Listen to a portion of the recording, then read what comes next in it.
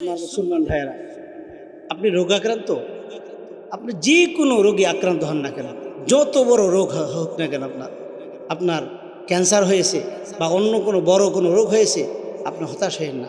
আল্লাহ রাব্বুল আলামিন কোরআনুল কারীমের মধ্যে শেফা রেখে দিয়েছেন। আপনি কোরআনের কাছে আসেন, আল্লাহ রাব্বুল আলামিন কোরআনুল কারীমে বলেই দিয়েছেন, অনুনাজ্জিলু মিনাল কুরআনি মা হুয়া শিফাউন ওয়া রাহমাতুল লিল মুমিনিন। আল্লাহ রাব্বুল আলামিন কোরআনকে সমস্ত সমস্যার সমাধান হিসেবে পাঠিয়ে দিয়েছেন।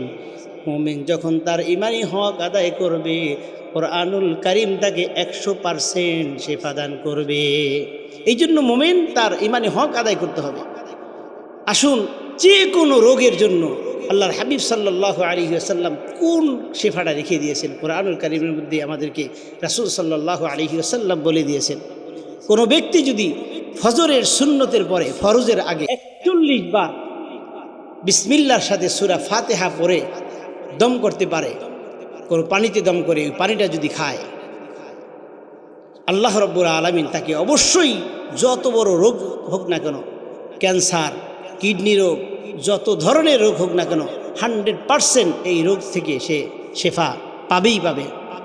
আমার ভাইয়েরা, তা সূরা ফাতিহার এই আমলটা করার আগে আরেকটু জিনিস আমরা অ্যাড করে নেবের সাথে, ফজরের সুন্নত পড়ার পরে ফরজের আগে আমরা এই আমলটা করার আগে 3 বার দুরূদ শরীফ পাঠ করব। 3 বার দুরূদ শরীফ পাঠ করার পরে 41 বার আমরা সূরা ফাতিহা পড়ব। এরপরে 3 বার সূরা ইখলাস, 3 বার সূরা ফালাক এবং 3 বার সূরা নাস আমরা পড়ে পানিতে দম করে এই পানিটা আমরা আক্রান্ত রোগীকে অথবা রোগাক্রান্ত রোগীকে আমরা পান করাবো।